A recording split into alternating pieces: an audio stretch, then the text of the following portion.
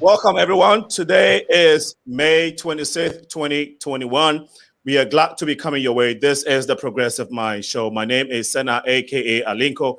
This is where we build our community. We are very pleased to be coming your way this beautiful Wednesday, 80 degrees here in the beautiful city of Chicago, where the studio is located.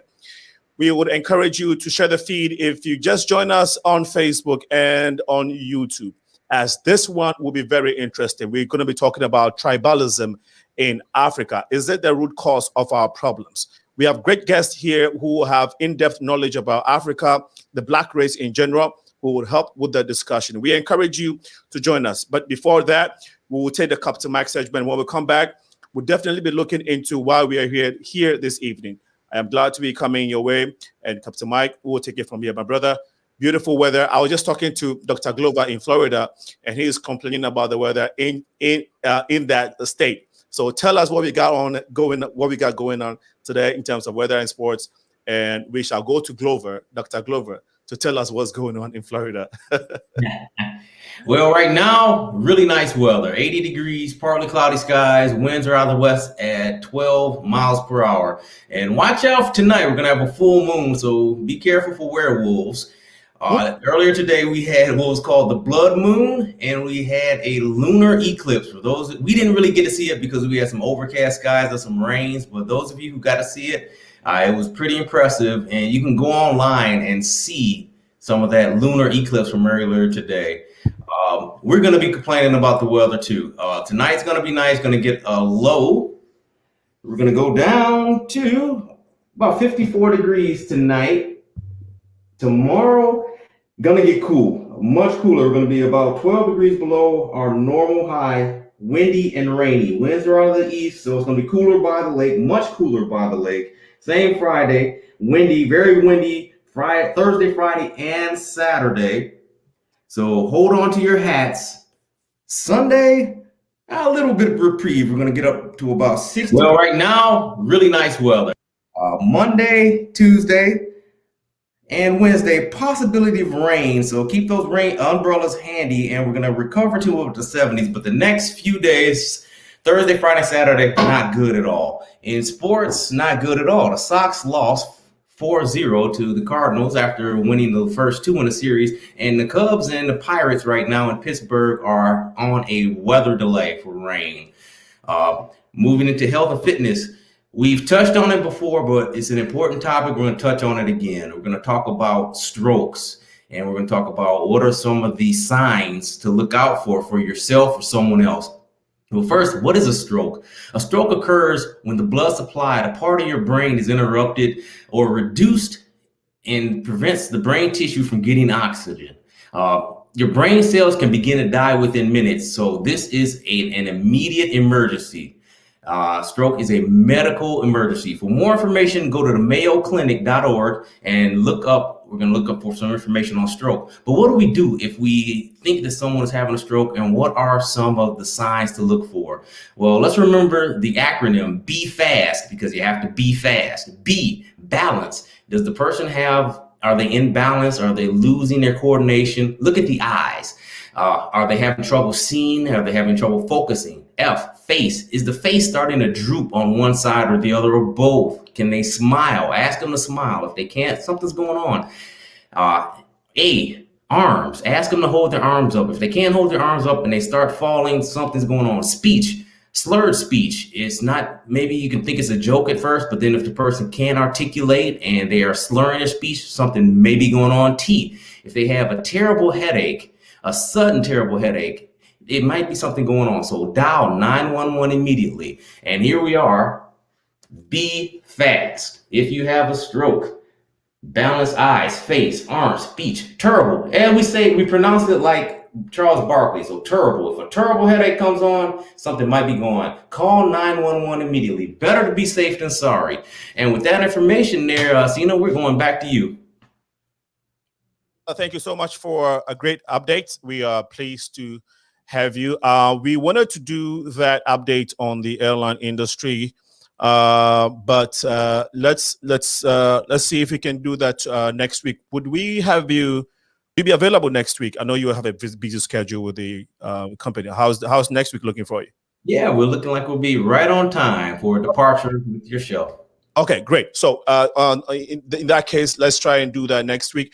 But what I wanted us to get into is the partnership with Ghana in terms of the direct flight from Washington to DC. But currently, how is the airline industry looking now that the economy is opening back up? How are things looking for your industry?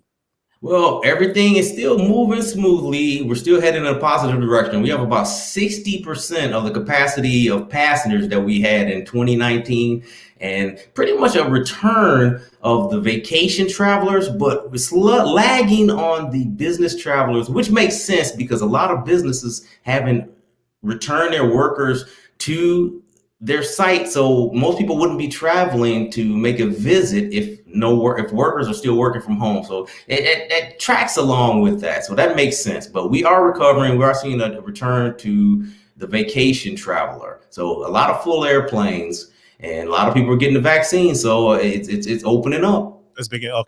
All right. Thank you so much for that update. Like I said, hopefully we shall get to speak with you next week.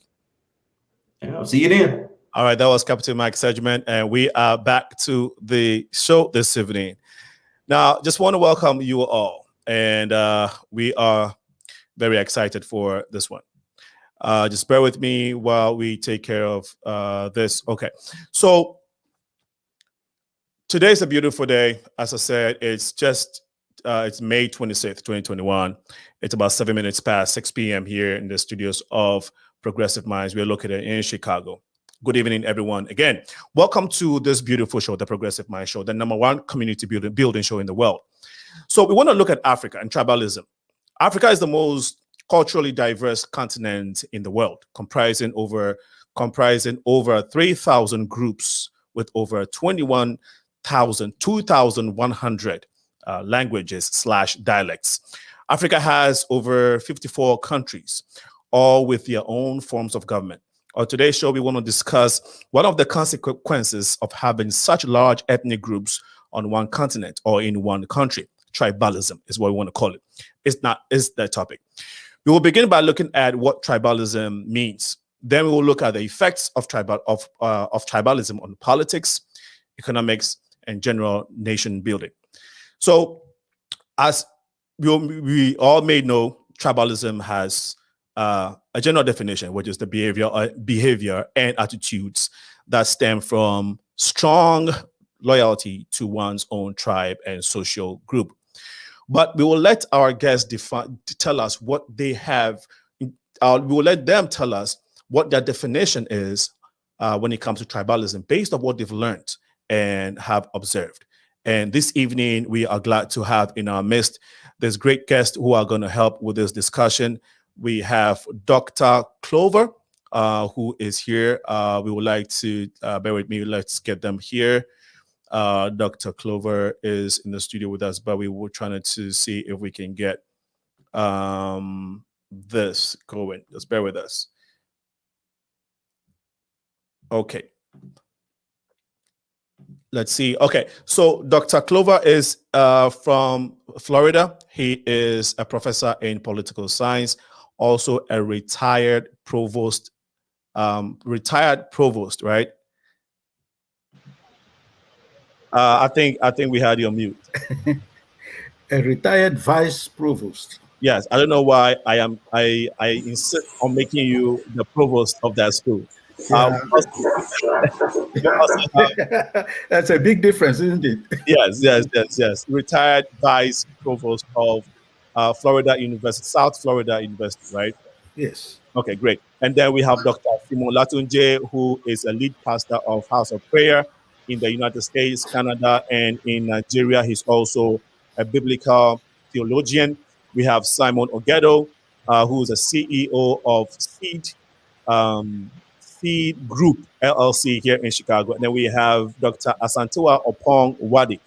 He is also a political science. He has PH.D. in political science and a professor at DePaul University. Ladies and gentlemen, welcome to the show, and you're welcome to our guest.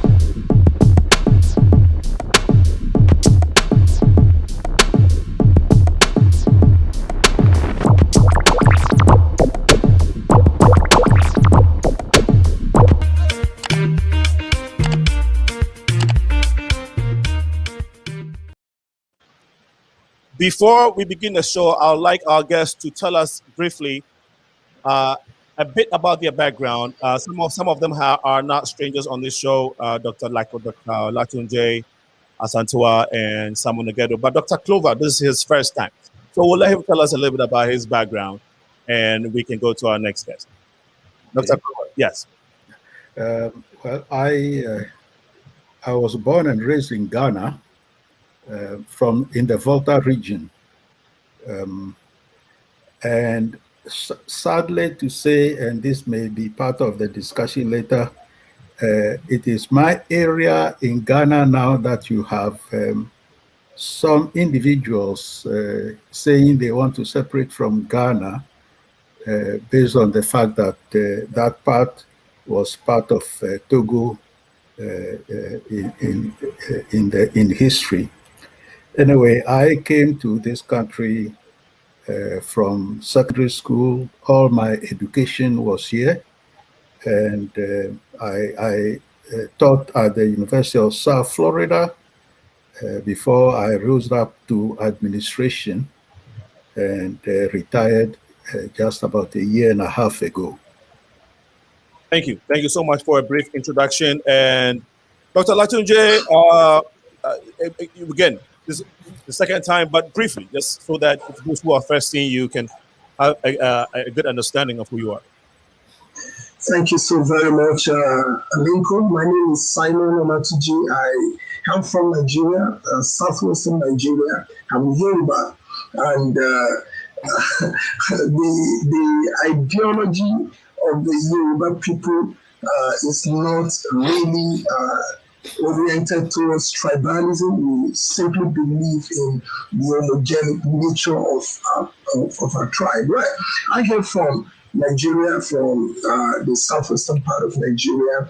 I've had education in the continent of Africa, in Europe, and in North America. And presently, I am adjunct professor in one of the world's topmost theological institutions in Africa. As a matter of fact, the foremost institution of higher learning in Africa, and that is the the Nigerian Baptist Theological Seminary that offered the first degree award in the soul of Africa. And right now I live in the city of Dallas in Texas, where I coordinate all the activities of the House of Prayer in every continent where the church is. Thank you, and God bless you. My pleasure, my pleasure. My brother, Simon OGETO, please. Quickly, a bit about who Simon OGETO is, and we can go to, I think your microphone is off.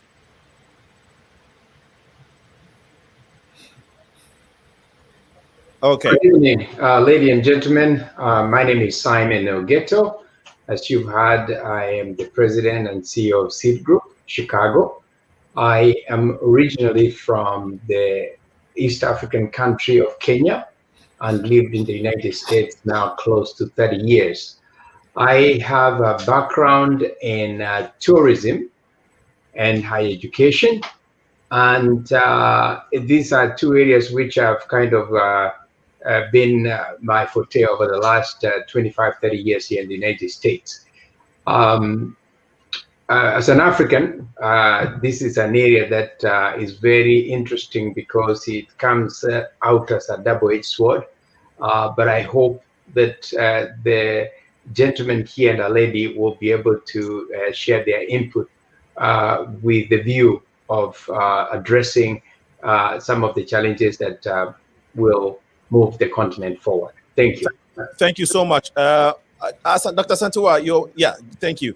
Now, I broke the ladies first rule today, and it was because I wanted to leave the best for the last, right? I wanted to, yeah. So I beg you. Dr. ASANTEWA, please tell us who this beautiful queen is. Greetings and my name is ASANTEWA from WADIE, and I'm a professor of history at DePaul University, Chicago. And I'm a community activist and the editor of the Empress Men Chronicles. Yeah, and I'm born here in the diaspora of parents from the Caribbean island of Jamaica. So that's the lens through which I will be speaking. And I'm just going to ask really quick, can we say nations instead of tribes, just because they were given that as a derogatory term in England? Okay. Well, thank you. I think she's begun the conversation. But so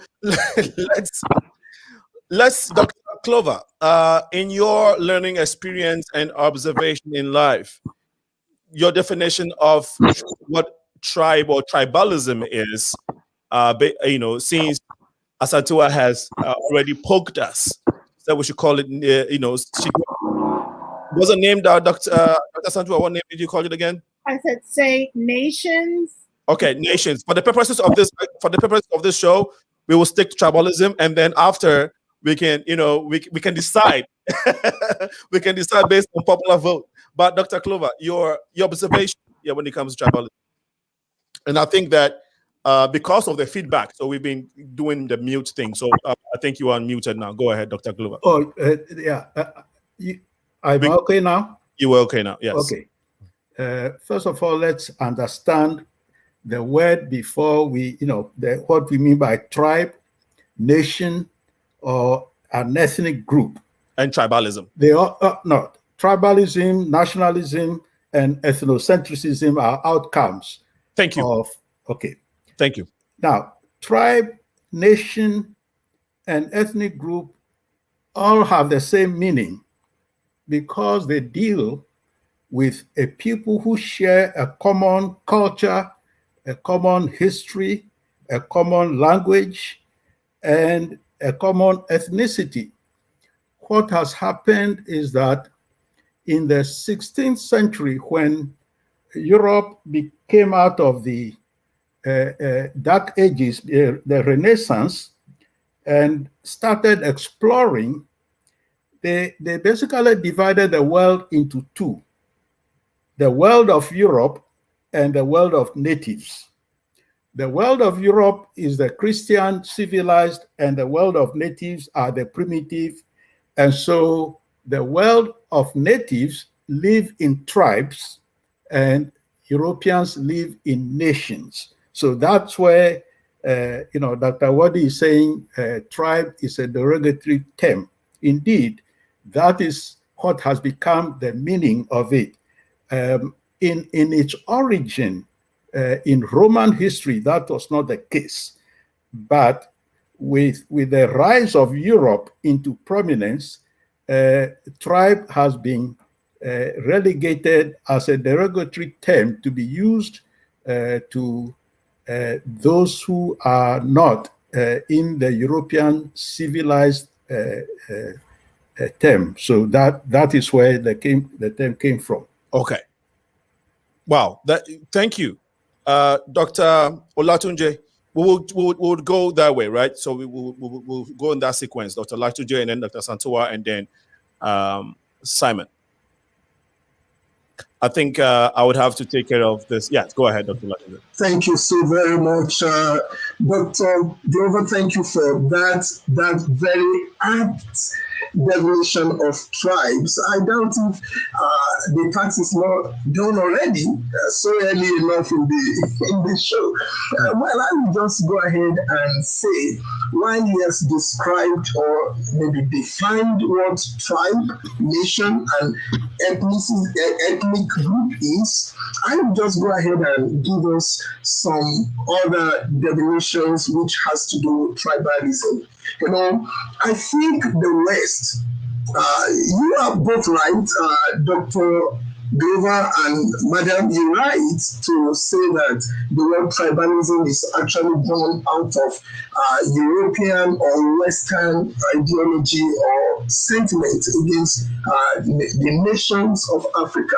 So it's a system. Tribalism became a system in which the human society, especially in the primitive, so-called primitive world, is being divided or grouped into small, independent, related subgroups, which they call tribes in that time. And I think I would also like to say that most words that became maybe words identifying groups of people, usually if they evolve out of European background, are mostly sentimental and derogatory. For instance, many of us don't know that the word Christianity itself, when it started, was derogatory. It was derogatory. Now, today we are proud to say I'm a Christian, but in the earliest history of the birth of the church, those who were called Christians were called Christians in a very derogatory way because they were identifying them with somebody who hung on the tree, and the term ictus is the original word. That's how most of this word came to us. But one thing that I need to add to what Dr. Weaver had said is that the very first system that identified social groups and social structures of human beings is the word tribes.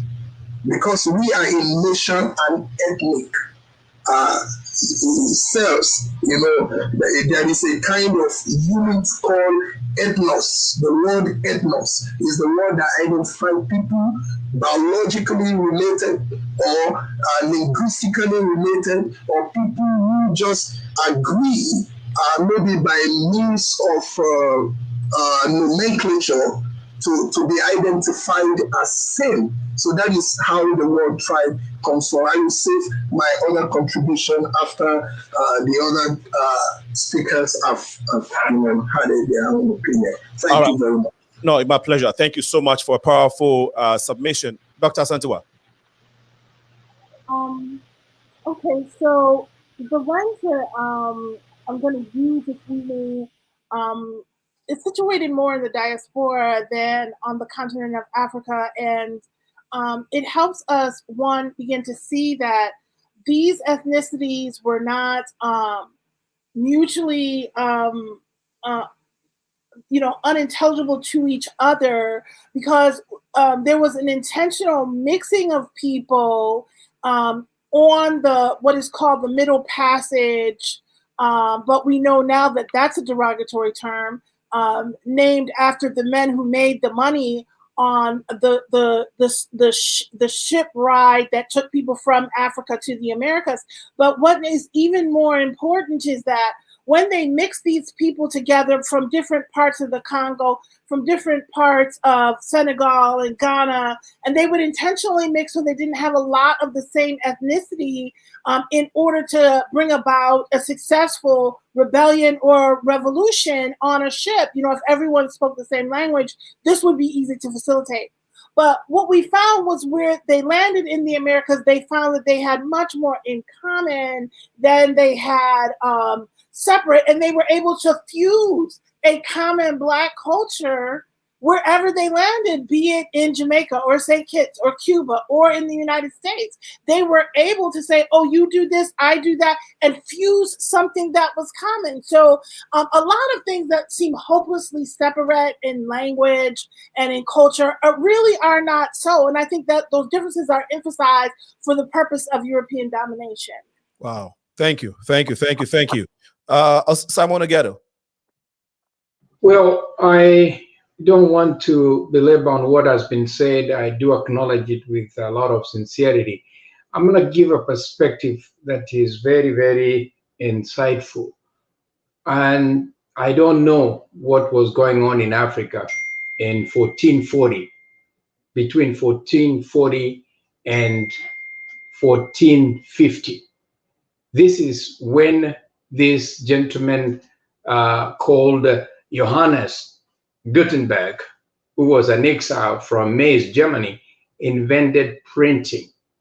It took him 10 years to actually put that machine ready for commercial use. And from that end, bring fast forward to where we are today. The Western civilization took advantage of this invention to redefine Africa and the rest of the world. So we would not be talking about this tribe, country, whatever we call ourselves or we are called, if the printing was not invented and overwhelmingly took over the world to define us for what we are and what we are not. So I will put it this way. While we acknowledge what has been defined of us, I think it's important for us to actually take this opportunity to redefine ourselves as Africans and not accept what has been defined of us. How many Africans are publishing right now to actually help redefine Africa in the proper way? The material that was written back in 1400 is still in circulation and being taught in our schools. And kids are believing that that's exactly what we are. So I think I'm going to challenge the scholars from the continent and the diaspora to do more in redefining the history that we call wrong history to proper history, which should define us for what we are. Period. Thank you. Wow. Thank you so much. Well said, Simon OGETO. Let's look at the Berlin conference. Do you think that that incident or that event reinforced the issue of tribes or tribalism as you know we are discussing this evening, Dr. Glover? But first of all, if anyone had a comment on a submission that a guest made, please take this time to respond, and you can respond. Then we can go to the next question. We can go to the question at hand. So, Dr. Glover, if you wanted to respond to anything that actually, let me go. What I was going to say is this.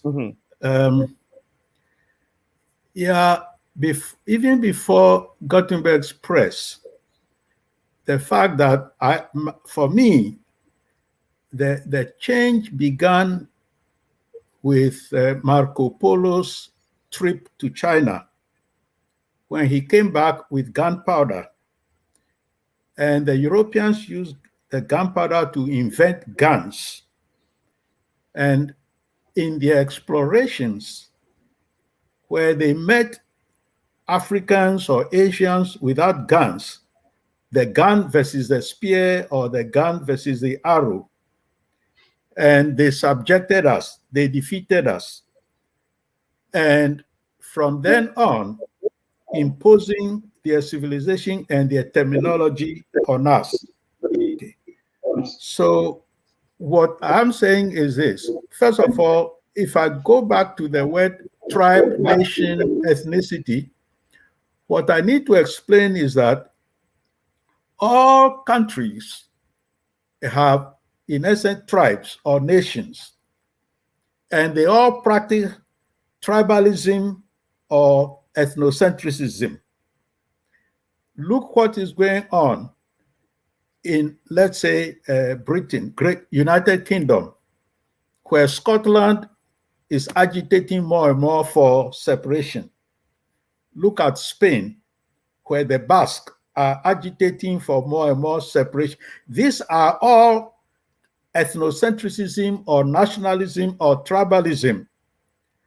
And so my point here is that when I was defining tribes and nations and ethnic groups, I was just merely at this point explaining what those terms mean. And then, of course, later we can talk about the permutations and the outcomes of what really has happened by the use of those terms. Great. Thank you. And I would like Dr. Simon follow up with that. Let's look at what has become of those terms. But before that, I wanted to ask you how it has affected our politics, tribalism. But if you can tell us, in my mind, I know that Berlin Conference did entrench the issue of tribalism in Africa. Would you agree with me? And if not, what's your viewpoint on that? Okay, thank you so very much, Alinco and everybody. Let me ask us to hush a little bit, and let me take us back a little bit into history. You know, we need to understand that humans, all of us, whether we are Africans or European, American, Asian, anywhere we're from, humans evolve in the context of intense intergroup competition. Even though I believe that is not in the original intent of creation. Because as a biblical theologian and a psychologist, I understand that if we trace the history of creation and humanity back to Genesis, to the very beginning, when God created heaven and earth and God has human identity in a kind of homogeneous element or identity. Because when God created us, human being existed as a family. There was a context of relationship in which everything started.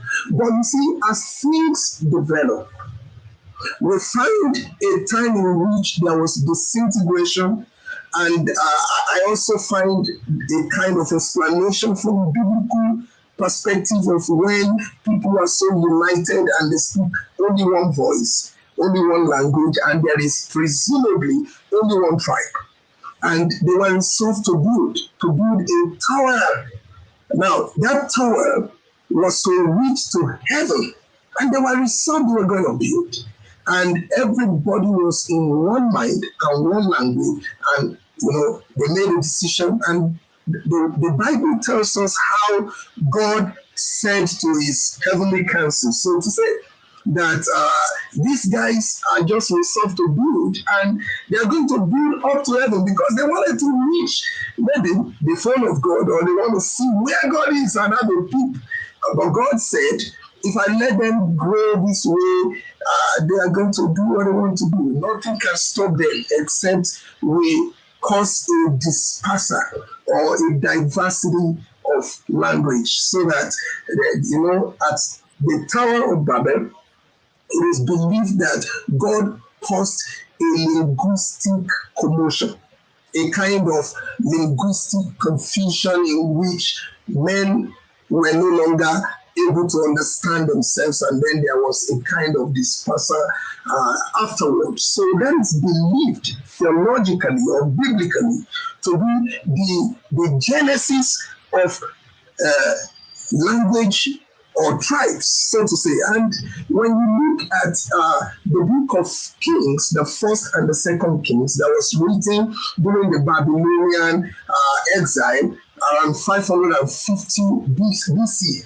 even though the events that took place in first and second Kings actually took place far before that experience of Babylonian exile. But you see that that illustrates an example of tribalism in the time of especially Rehoboam, during the reign of Rehoboam, when there was a very terrible rivalry between the tribes of Judah, the 10 tribes of Israel and the tribe of Judah. All right, the 10. Yeah, I was gonna say, if you can fast forward it to the issue of the event of the Berlin Conference, and also.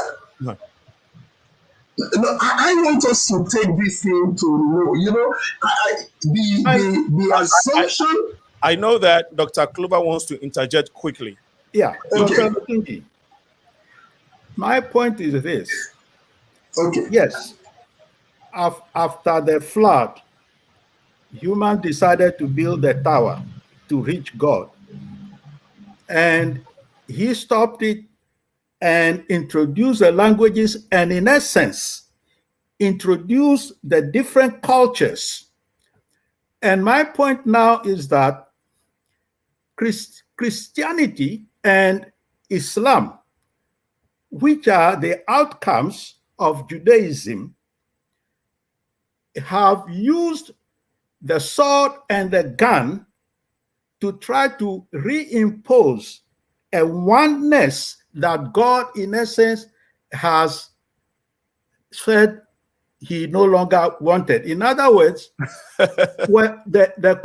if you understand colonialism, because I was part of it, I mean, in the sense that when I started school, I am 80 years old. When I started school, maybe the way I should put this so you'll understand, a friend of mine told me that Zimbabwe, he went to school and the teachers told him to get a name.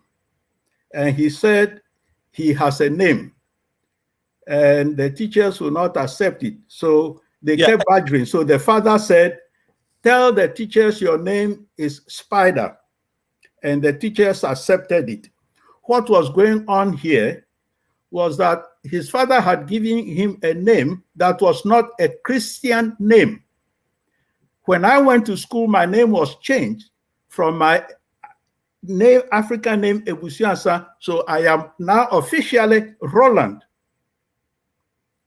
Because part of the colonial rule is to de-Africanize us, take our Africanness now that God has now given us through the Bible Tower, and put now in me a Euro-Christian culture.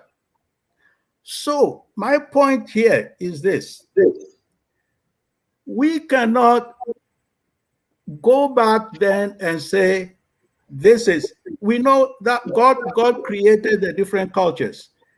My point is, why then is the Euro-Christian culture denigrating the rest? Okay, so great point. So they're getting the rest, and that's a great point. But I think this evening we want to look at the ism of nations or tribals and how it is called, how it has caused Africa politically, economically, and nation building, right? And so we want to see that. We want to look at the. I'm sorry. We want to look at the impact of that. We apologize for the feedback. ASANTEWA wanted to say something. Dr. I'm sorry. We apologize for the feedback. I don't know where it's coming from, but please bear with us. We're trying to see if we can manage the feedback. I hope that it's taken care of now. ASANTEWA will come in and tell us, give us his viewpoint. But I would like to alert our audience that Dr. OLATUNJI, based off his busy schedule, may have to leave before 7, and so maybe I'll give him the chance to give us a submission, and then we can continue from there. And if you're watching and you have a question or a comment for Dr. OLATUNJI, I would like you to submit it now.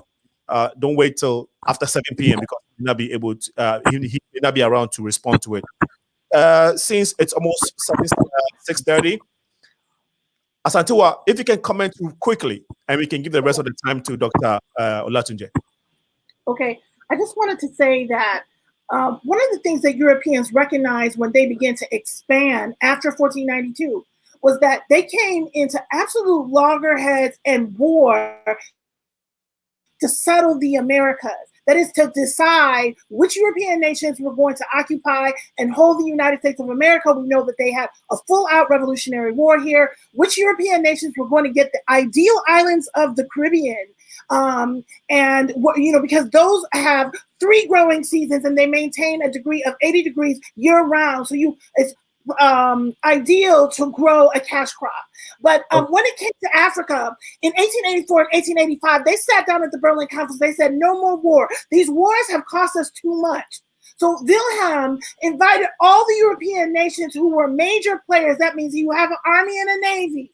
And to sit down from November of 1884 to February of 1885 and divide up Africa the way one divides up a cake. And then give permission that you go in after I give you this piece of Africa, you go in and settle it. So naturally they drew lines right through families.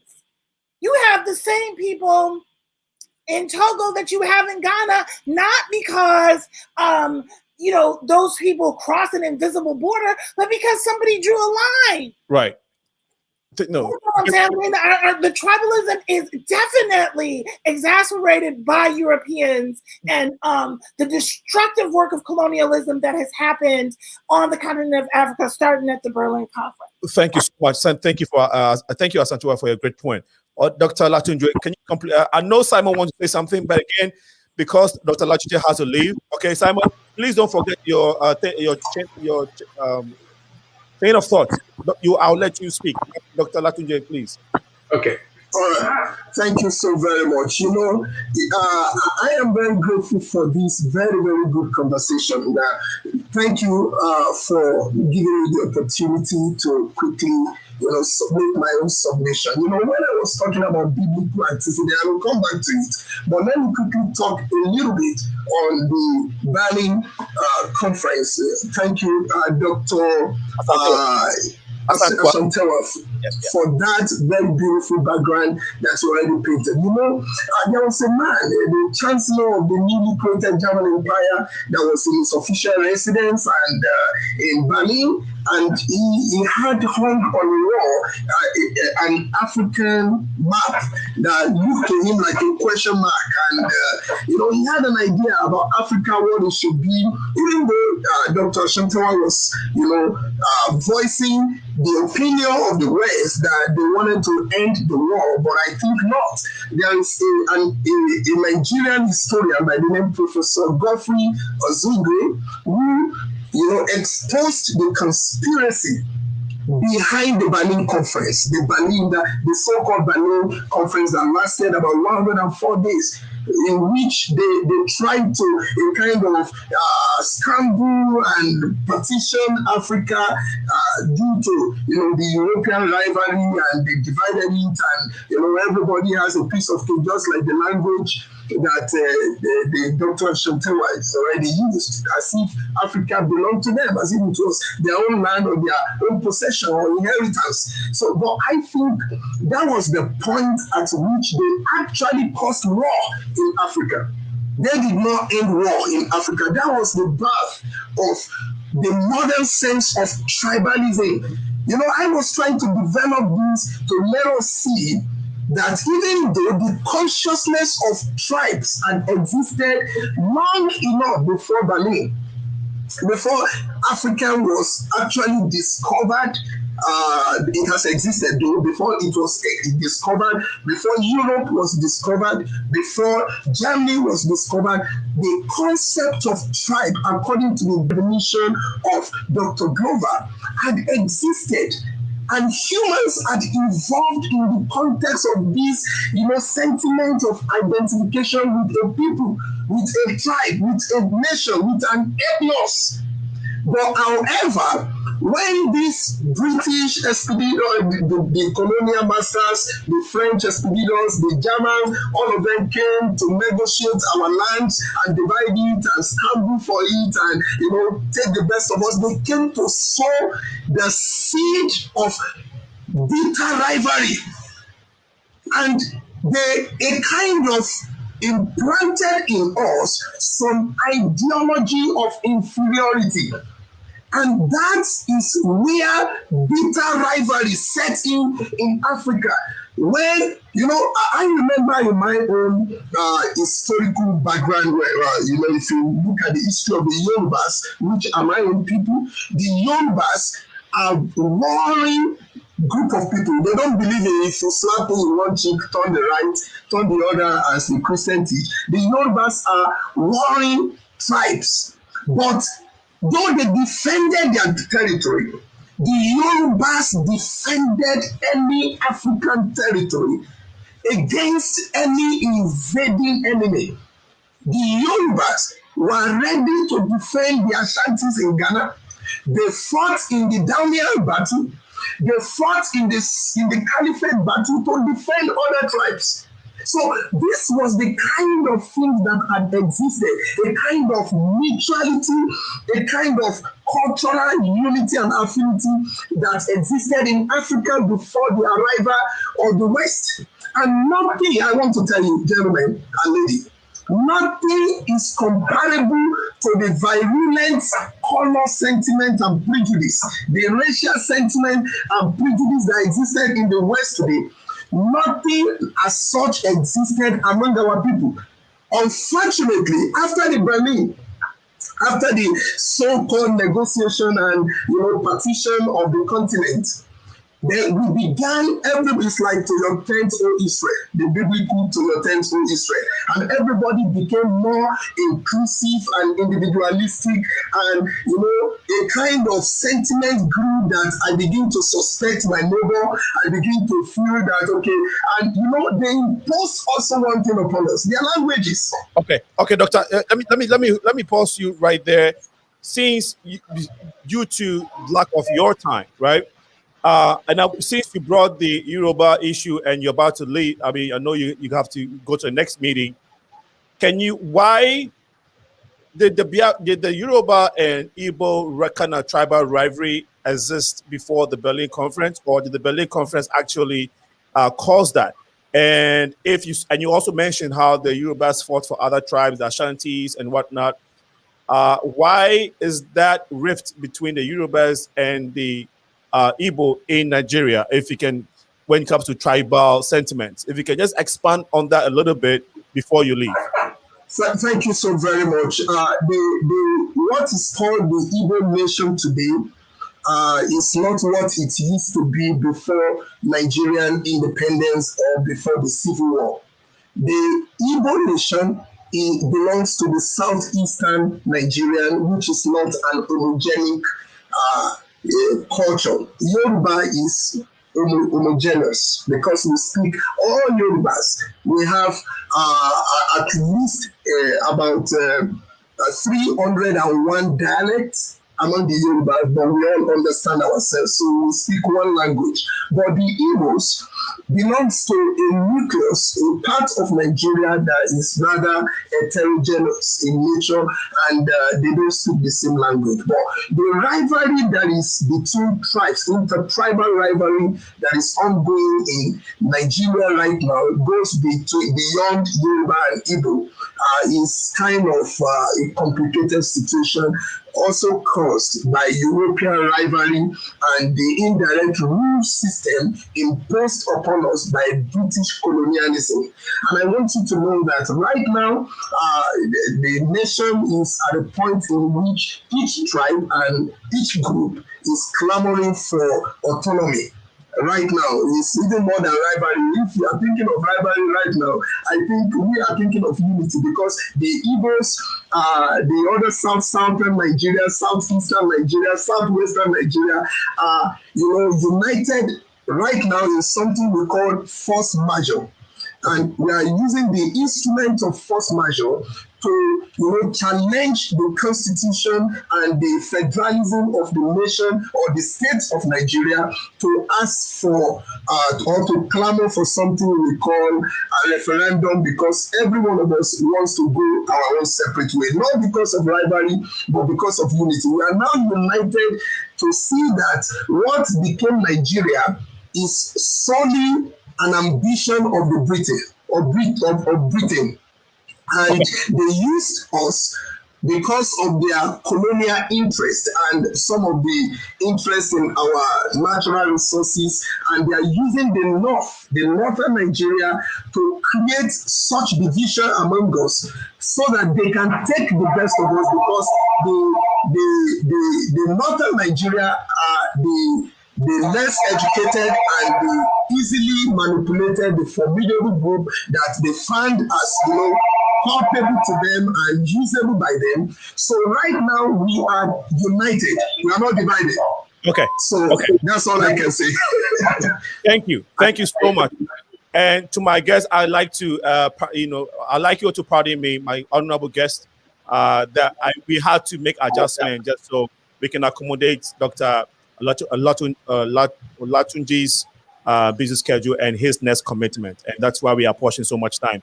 So please bear with us. So Dr. Olatunji, without further comments, you are excused any moment from now to attend your meeting. We are hoping that we can get you next time. Thank you. I appreciate it. Thank you, Dr. Clover. I appreciate you, Dr. ASANTEWA, and I appreciate you, Mr. Simon OGETO. Thank you very much for good contribution. I am blessed, and I have learned a lot by your perspectives. Thank you. Thank you so much. Thank you. You're welcome. All right. Thank you so much. You can take it from here, Simon. Okay, so I just want to, I've listened what Simon OLATUNJI, my namesake, has said, and I did also listen to what Dr. Glover has said and Dr. WADIE. And, you know, the big question that you had in this conversation was as tribalism, the tribalism in Africa and the root cause. Is this the root cause of our problems? Exactly. And Yeah. I think let me just give perspective on ownership. Ownership in this respect. Africa need to take responsibility for failure in providing leadership. Before, during, and the current status of Africa is because of lack of leadership. When the Europeans were dividing Africa, Africans were not there, but Africans had the opportunity to resist the invasion of the Europeans with or without the gun border. And that particular failure in leadership actually opened up the continent to be fully invaded. Now, we've spent almost a good chunk of 50 minutes pointing guns at the Europeans. I would like us to turn around and focus on what capacities did the kingdoms of Africa had and what could they have actually provided in addressing these very challenges we're talking about. Because I feel that this moment that we are spending pointing guns at the Europeans' failures and challenges of the continent, we are actually building on the next generation. If my daughter or my son is watching this and all they hear is us talking about Europe and Europe and Europe, Europeans dominating African issues, as opposed to Africans saying, we want to go ahead and take up ownership and talk about tribalism from the perspective of, hey, how did our ethnicities learn to coexist because of trade? How did they learn to coexist because of intermarriages? How did they resolve the very conflicts which were economic, which Dr. OLATUNJI talked very much about? There were squabbles. Ethnicities could fight, tribes could fight against each other. But that was the same challenges we are even facing here today. In the just past presidency, we heard a lot about tribalism in the United States. But tribalism has not in any way downplayed the economic dominance of the United States. So I don't see why Africa and Africans could expend so much energy talking about Europe's demarcation of the continent in such a way that it undermined the superiority of Africa in so many other areas. You're right. So that is really where I kind of feel that we should look ourselves as ambassadors for the continent. So right now we are creating a president that can be picked up by somebody else and the problem continues. No, thank you. Thank you. Thank you so much for your comment. I agree with you. The reason I had to intervene when Dr. OLATUNJI was going on is that every time we are talking about Africa, Christians think that the missions brought us something good and we did not accept it. And I am getting tired of that. The problem, as I was saying at the beginning, is that all countries have tribalism, nationalism, ethnocentrism, however you call it. So your question is, truly, why, if Europeans have that, why have they developed and Africa has not? Absolutely. Correct. And the issue really is that, as I see it, It is not all tribalism. And I have, you know, when the host and I had initial conversation, I told him that I don't believe it's all tribalism. Because if Europeans also have it and yet they have developed, why haven't we? The thing is that when Europeans developed their nation states, which basically one powerful tribe or nation conquered. So United Kingdom, England conquered Wales and fought with Scotland before they set a treaty, and that became the United Kingdom. The same thing happened in Spain. The same thing happened in Italy. All European countries. The problem that has happened in Africa is that even the powerful countries or kingdoms, if in Ghana we take the Ashanti, when they conquered, they did not impose their values on the conquered as happened in Europe. And because of that, the sentiment of tribalism was never muted as it became in Europe, where the nation state developed and became the central focus for people.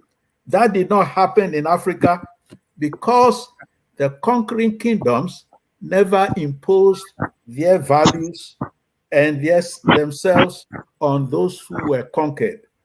And so, in that sense, tribalism has stayed a stronger force than it has in Europe. Okay, thank you so much, Dr. Glover. It does that now go to what Simon was saying, Simon Ogeto was saying, that we should look, even though they did not pass on, the conqueror did not pass on that economic development values to the conquered, why haven't we been able to break free from the ism of tribals to also build our nation or improve on our economic development? We could have done something about it. Yeah. You know, and so I don't know if Dr. ASANTEWA, you've been listening for some time. Do you agree? I mean, what's your response to what Simon said? As Black people in general, looking within ourselves to try to, you know, make amends or help our own society by what we have left, rather than always pointing fingers.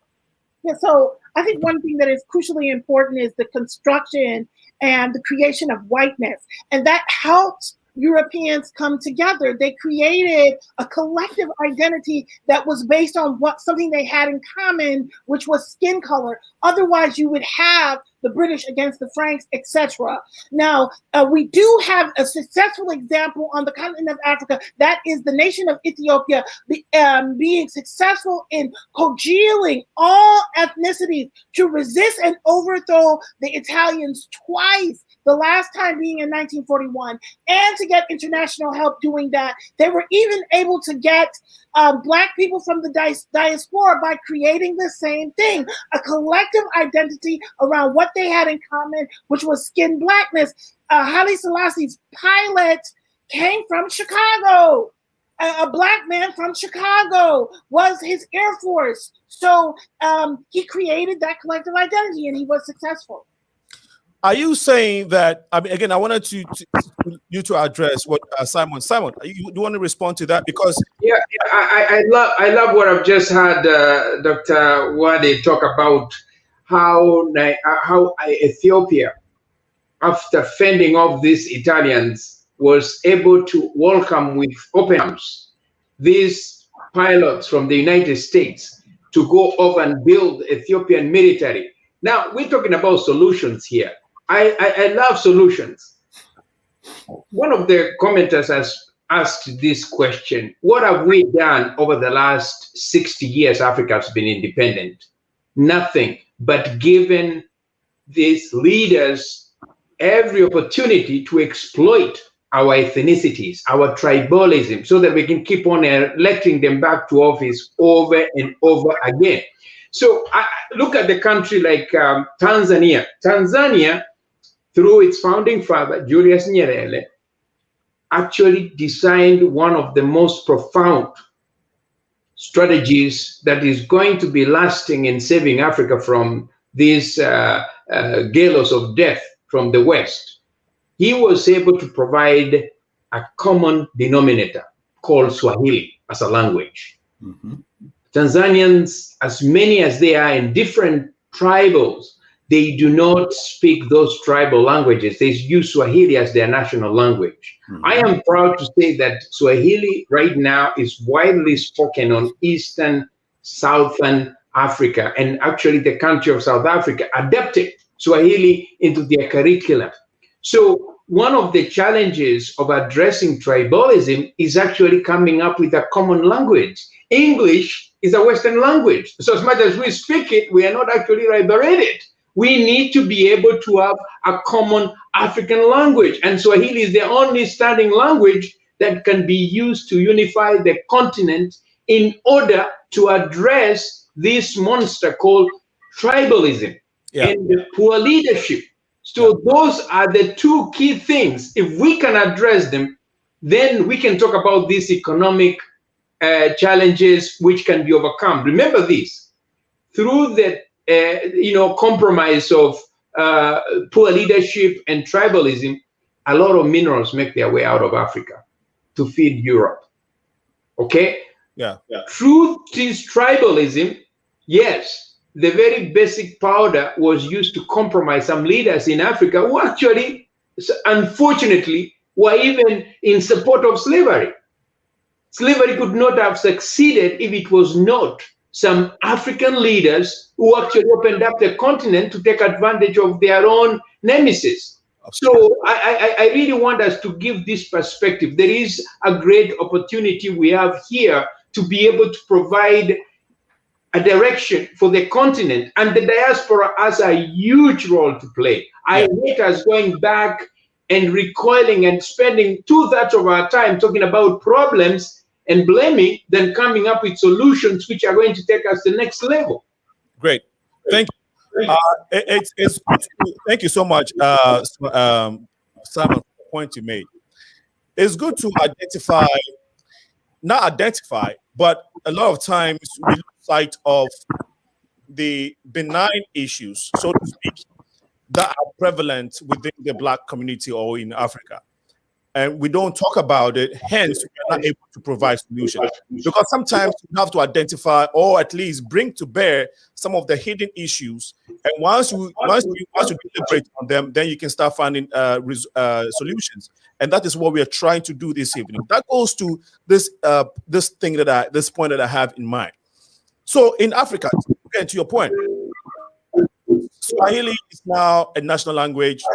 It's good. I think we are getting feedback. Please pardon me. What we have to identify as Africans is that our tribal dialects, we will call it dialects because they are not even languages yet. There's a difference. These dialects they don't go beyond our tribal borders or our rich ethnic borders. And a lot of times you find out that the books we read, the computers we use, the schools we go to, all these things are not communicated in our dialects. They are in English or French or Portuguese or German or Spanish. So, but we find ourselves as Africans so entrenched in the fact that I speak this dialect and you don't speak that. And you don't speak it, or even when you speak it, you don't speak it well enough. And as a result, I am superior to you. That superiority complex that we have as Africans over other Africans, because we speak a certain dialect or we wear clothes a certain way and the others don't do it, is what has caused us. I believe it has entrenched, and some of our politicians haven't noticed it. They know this, and they have used it to our advantage, which has caused us Africans, because rather than follow an ideology or the philosophy of a leader like Mongofuli, who passed away, we sometimes bypass him and say he doesn't belong to my tribe, so let me give it to the other person who belongs to my tribe who don't know jack. And I think this is what has caused that. I don't know what ASANTEWA or Dr. Glover has to say to this. I'm sorry. I think that go ahead now. Okay. what I was going to say is that I agree with Mr. OGETO, and that's what I was talking about in a way when I talk about the nation-state building, where one group overcame and provided a central focus for everybody, and it became the nationalism for everybody. We don't have that in Africa. In Tanzania, yes, Nyerere, one of the people I admired greatly, using the Swahili language to provide a unified focus for the people in Tanzania. I wonder if that is possible in a place like Nigeria. You know, and by the way, I don't like the term you were using, dialects. We have languages, and within the languages, there are dialects. Okay. The Akan language has dialects. The Ewe language has dialects. So, but how far does the Ewe or Akan or Yoruba or Igbo language go? Apart from the tribe, it's not a matter of how far it goes. England has English. If Britain had not conquered, the English language would have been only in England. Okay, so now they've conquered. Scotland has its own language. Okay, Wales has its own language. Yeah, but these dominant languages, right, are the ones that we all use. The books we all read. Everything. I know, right? But my point is, just because we all use English, you shouldn't refer to Swahili or Yoruba or the Akan language are dialects. They are not dialects. They are languages. Okay, fine. They are languages. My point I was trying to make, Dr. Kofi, Dr. Clover, please bear me up. The point I was trying to make is that, thanks for the correction, they are languages. In my research, I found them to be a form of language. I mean, a subset of language. So if you have Ewe, if you have Wedome, and you have Anglo, and you have all these ones, these are other. So they will say these are other dialects under the Ewe language. Fine.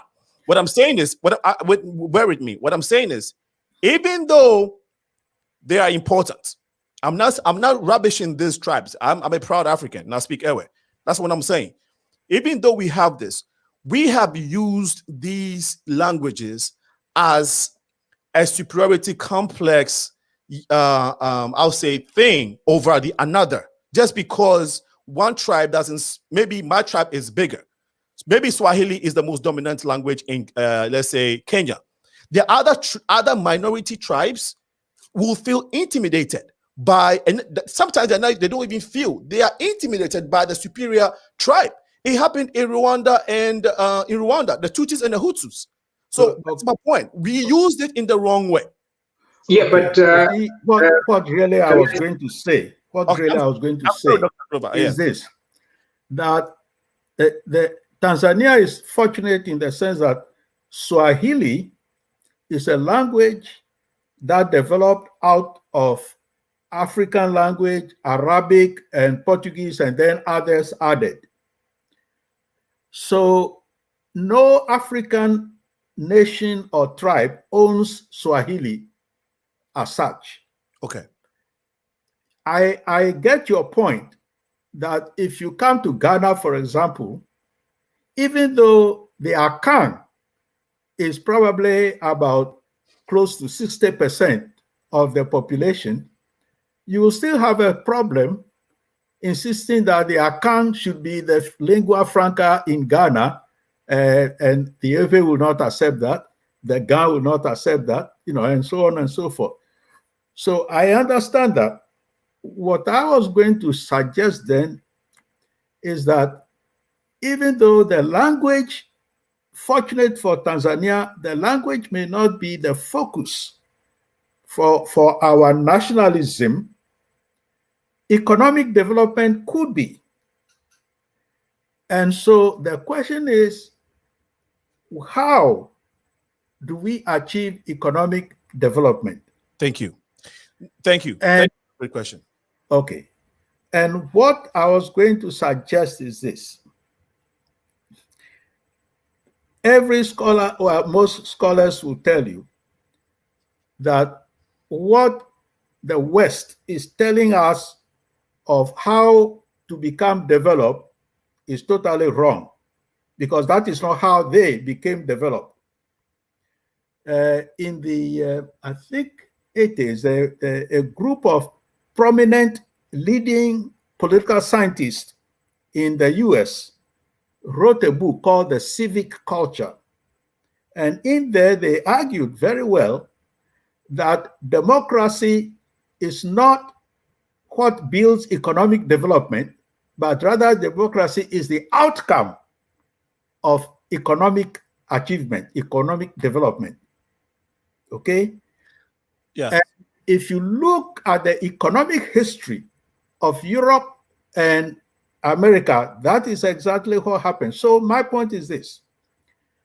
We are not developing because we are not investing enough in productive economy, what we call productive capital. We are not. When we became independent, many Africans were investing in social capital because we needed schools, so we are building schools. We needed roads, so we are building roads, and so on. Those spend a lot of money, but they don't produce. But Europe became developed. Dr. Glover, let me just interject real quick. Okay. ASANTEWA has to speak. Yeah. These economic developments that you were talking about, that we needed to build schools when Ghana had independence, Nigeria, and all of that. All these African nations that started developing or started embarking on economic development. Most of the infrastructure and the social amenities that were built were done by the government, right? Yeah. Okay, great. What I'm saying is, so we'll go back to how tribalism has affected politics, because then if we don't choose the right people due to tribal sentiments, it affects economic development, right? Because if you have the wrong leader there just because of a tribal, because he had a tribal advantage and he doesn't have the right vision for the country, it hampers economic development. And we've seen that, with some African countries. But let me have... Yeah, I'll let them speak, but I do not believe this is the cause of tribalism, but I'll let them speak. Yeah, Dr. ASANTEWA, how has... now, tribalism is different when it comes to Central America, in America, the Caribbean region. So how would you compare, the issue of tribalism to colorism in these areas? Okay, thank you. But before I go forward with that, can I just say a little bit about Africa here? Yes. We have numerous examples of African leadership that was pristine in terms of working in Africa's interest. And I just spoke about His Imperial Majesty Haile Selassie I and his predecessor, Emperor Menelik. I also want to talk about Osagyefo Kwame Nkrumah and his wonderful way of uniting Ghana and making sure that people who were underserved under the colonial model got to get in school. He used market women to help build his economic program for the country. He really diversified Ghana, and why we have to keep talking about the white man, which I've heard the complaint this evening, like, why are we pointing at white, is because they will sit in the United States and say Kwame Nkrumah is a dictator, even though he's doing progressive things for Africa. We have to get rid of him. And we know that the CIA ordered him several attempts on his life. In fact, I sat in school and had a professor tell me that when he worked at the White House, that was the first assignment on his desk, to bring about the death of Kwame Nkrumah. We know the New York Times has admitted the same thing about Patrice Lumumba, who was trying to unite the Congo. These are numerous examples of visionary Africans who come forward and want to do something progressive and can work across nation lines within a single nation and across ethnicities. And when they emerge, somehow they die, right? And so I can't stop pointing at Europe, because we're going to point at them again when we start talking about the diaspora. We have very early on, especially in the United States, a document that some historians have said, well, we're not sure if it's true or not. But one of the things we can say is that no one has turned it over to say it's not true. So the document It's called the Willie Lynch letter. And Willie Lynch is literally speaking to the slave-owning class as if there can really be people who own other people called slaves. And he says, listen, if you want this to continue, find ways to pit the old against the young, the light skin against the dark skin, because we are fewer in number than they are. And we have to have them constantly divided. And so we can point to people like Willie Lynch and to people like the former president of the United States, Thomas Jefferson, who is responsible for using skin color and lightness and darkness of skin color to make separations within the racial stock, right? And so to start a whole economy, one called Fancy Girls, they started an internal economy for mixed race people where you had to pay more for them because they were also supposed to provide sexual favors for their masters, those who bought.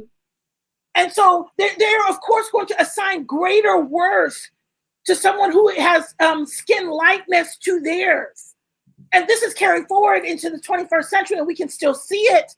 In fact, there was a whole major motion picture called Dark Girls, where dark-skinned women started talking about the stigma of having to live in dark skin in the United States of America and what that means for them at work, at school, and in their personal relationships, right? And so even now, even someone like me or any other woman my age or even younger, and you will have friends of all hues in terms of Black women, but it is not a conversation that we can easily have. We can't talk about this very painful part of our collective history because necessarily people who have lighter skin have been given advantages that dark-skinned people do not have. I remember the night that Obama was elected president, I was teaching at Concordia University and I asked my students, I said, if he was the same color as Michael Jordan, would he be president? All of my students were white, they were graduate students, and they were working on a master's degree in English as a second language. And every person said, no. Obama and Kamala Harris's appeal to the American psyche is because of their mixed raceness, right? So we cannot deny its impact. And Europe is again behind the scenes pulling the strings. And so I'm not totally putting it on Europe. I'm saying that once we recognize it, we have to break those patterns, but there are still difficult conversations that need to be had. Thank you for a powerful submission. I want to be proud to give you a follow-up question. So how do we as Black people in the diaspora, if you look at the Caribbeans, if you look at the Caribbean region, if you look at South America, and of course here in the United States, there is the issue of colorism, which you talked about, but of course you didn't use the word. But I'm trying to see how, as a people, we can break through the issue of colorism. Yes, you've identified the causes, but in our communities, what can we do as a people to break through that? You know, to turn a better environment or a better economy for ourselves. Well, difficult conversations, like I said, and one of the things that I've heard some of the sister friends that I've had say is that if you are a light-skinned person and we're in a group of dark skin and light skin and the group is mixed and we go out into the public, be it at a church or school, wherever, I mean, they're naturally going to gravitate to pointing to light-skinned people for leadership. And those people have a responsibility to say, no, I'm not necessarily the leader, nor am I the best person to represent the interest of the group. You know, this is an intelligent person right here. That is an intelligent person right here. It falls on the person who gets the opportunity at the microphone to say, you know, you have misread our grouping. And it would be more intelligent for you to hear from thus and so, and for you to put thus and so in leadership. And this is, of course, a very fickle thing because, you know, how often do we have the microphone? How often are we actually empowered and given the right to make decisions? But I'm saying when we are, be it in our church or at our community setting, we can ourselves. So just because he's light-skinned or she's light-skinned doesn't mean that she should be the model of what is right. So, for example, I have a girls' puberty rights group that I run in the city of Chicago. Okay. We had to pick a young lady to represent the group, you know, in African fashion. And we were very intentional, not sliding the young women who didn't choose to be born a fairer skin tone. But we were very intentional to pick one of the darkest girls in the group because we wanted to help her self-esteem. We wanted to let her know that we see her and we recognize her. But we also wanted to send a message to the subtle parts of ourselves and others that still think that light-skinnedness means more worth. Wow, that's powerful. Simon, Can Dr. I say something? I just want to thank Dr. ASANTEWA WADIE for the profound way she's represented this issue of pluralism. I do also recognize that, honestly, the issue of tribalism percolates into other issues, which will snowball into other issues, But I want to kind of bring this conversation back to two things. I talked about leadership earlier. Now I'm going to add this other very important issue, actually two of them. One is education, if not education, exposure. And then I will also add on poverty. Education is one way to actually get people transforming their mindset, their perceptions, the way they see things, how they receive things. If our community, whether it's here in the diaspora, worldwide, or back in Africa, would be able to get the opportunity to learn about the negative connotations of whether it's pluralism, tribalism, I think they will have a better approach to how they apply everything else.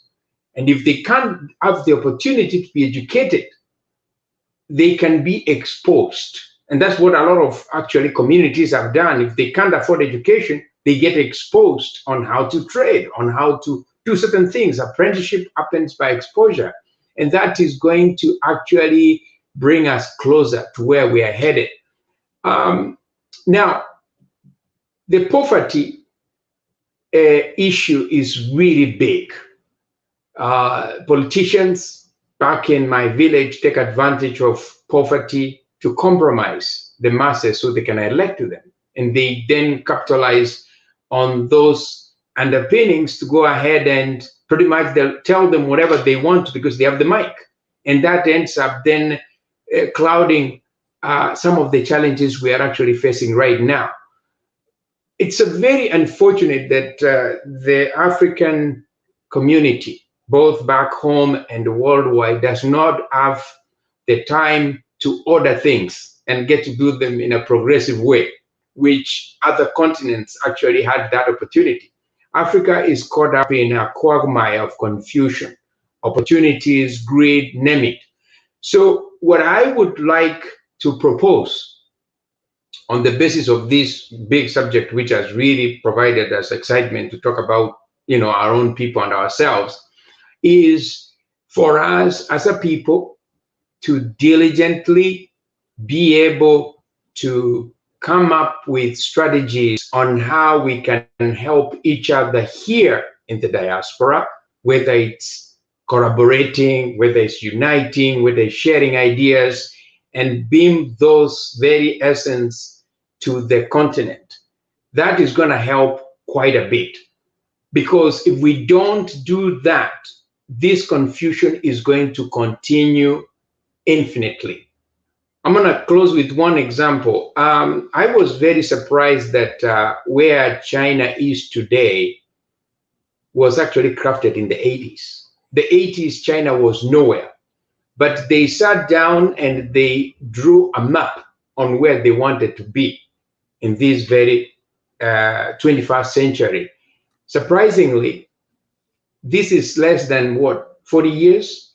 And as we talk right now, Africa is on the verge of being economically colonized by China. And it's happening when every African, especially African leaders, are wide awake. They are actually acknowledging and saying, come over and take over and do whatever you can. Whereas they're closing their eye on things they could do to their own people in order to save that part of the world. So I really feel that this conversation is very important for us understanding the context and history of what has happened before.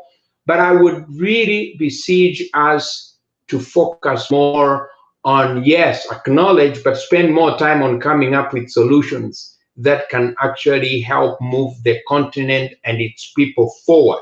Because only Africans will take up ownership and responsibility of that continent. Europe can't, America can't, and Asia can't, because they got their own interests too to fulfill for their own people. So that is the message I actually have.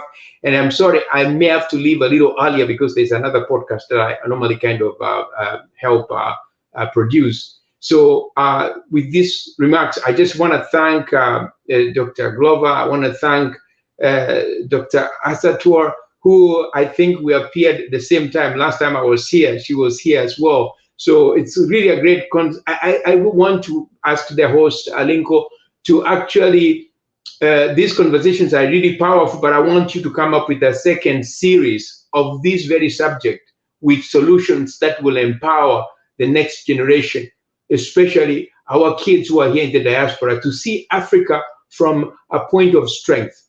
After is a very big thing that started 1st of January of this year that is going to provide the economic fabric for the continent. We have great technologies that are happening out of countries like Kenya. M-Pesa, digital money, the biggest digital money transactions in the world is happening on the continent of Africa. We need to really look at these positive things because we need that perspective to save that continent. We cannot save it with negativity, with challenges, and speaking from a point of weakness. Thank you. Samuel, that's a very great point, and I really appreciate it.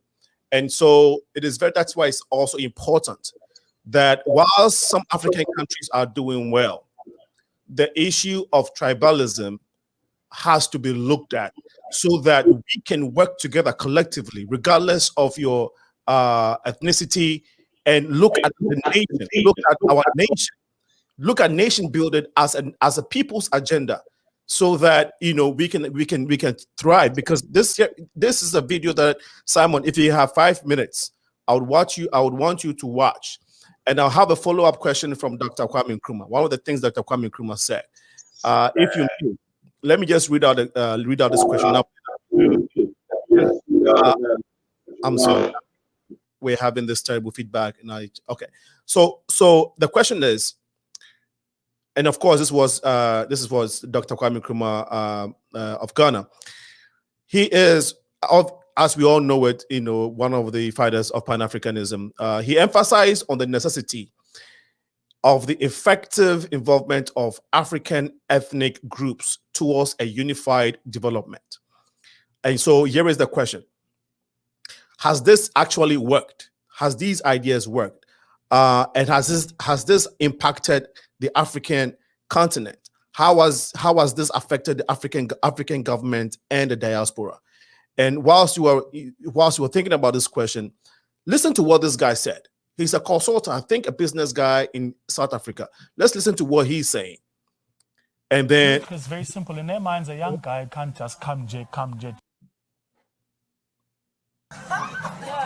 Guys, can I, before you go, I'm going to say something, and this is going to go on the record, so I know I'll be destroyed for this, but it's my truth, so it. Black people were not ready for freedom. We weren't. We were not ready for freedom.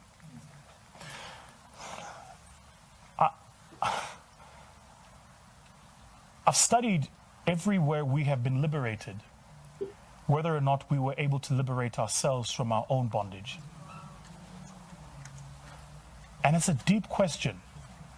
So study us as a people. This is not a criticism, it's a reflection. If you differ, I'm happy to share perspectives. But study us as a people.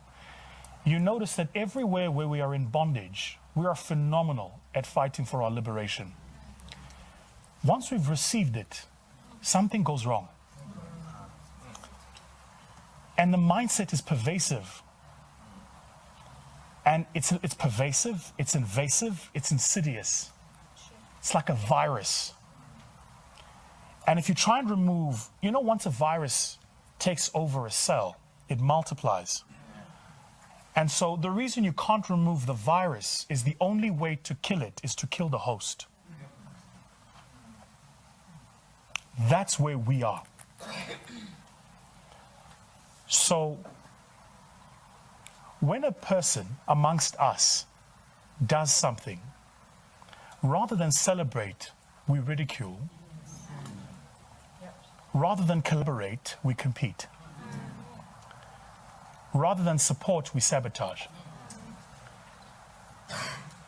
I thought long and hard about why is this? Like it's been bugging me. And then I realized something, that whether it was apartheid, colonization, the Jim Crow laws in the US, all of those systems of oppression had one singularity in communication. They said to black people, only one. That's it. So in slavery days, there was only one house nigger. The rest of y'all worked in the field. Okay, so the part that I wanted us to take note of is when he said that we were not ready. And if you listen carefully, I know because of time, so I didn't want to play the whole thing, but if you listen further, he mentioned how we go against each other and insinuating tribalism. Now, he didn't use the word. And that is where that question that I posed earlier, which from Dr. Kwame Nkrumah. And Dr. Clover, I don't know if you wanted to respond to this. If you want me to read the question again, I can. Yeah. Okay. So it said, so the late Dr. Kwame Nkrumah of Ghana, he once said, that let me take this. He said the necessity of the effective involvement of all African ethnic groups towards a unified development. He was basically emphasizing on the effective involvement of all ethnic groups towards a unified economic development. And my question is, have we been able to achieve this? Do you think that most ethnic groups in Africa have been able to work together to achieve economic development? And that is my point. And how has this actually affected governments in Africa and in the diaspora when it comes to the collective working of ethnic groups in Africa or among Black people in general, begin pertaining to the statement that this gentleman made? I'm just loading all the questions in one, okay? I know that's a lot, but you are a scholar, so I know you would get it.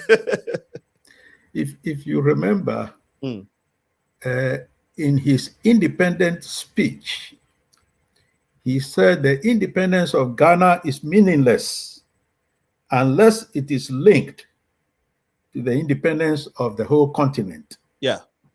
So what you are saying is just another reiteration of that point. Because to him, independence really meant our economic development. And if you remember, part of the Akonsobo Dam was really not just for Ghana, but also to supply electricity to Togo, Dahomey, or Benin, and Cote d'Ivoire, bring that area together. So, he may have been talking about ethnicity, but he meant Africans, Yes. And in this case, his belief is basically an economic development will indeed bring and in essence will lessen or diminish the value of what you have been calling tribalism. Exactly. But Doctor, I hate to interject because someone has to go and I want him to come in too. But my point is, that's the point. That's what he's trying to say, that the ethnic groups would have to work together. And to the point you made, my question is, have we done that in your estimation? Don't you think that we have dwelt too much on the isms and we have not been able to move towards Kwame Nkrumah's vision of us working together? And I think that's my point. Simon, I know you have to go, so let me give you the privilege. Let me give you the opportunity to respond. Dr. Glover is here today to aid. So I'll go after him. Yeah. Okay. And then the answer is yes, but to a limitation.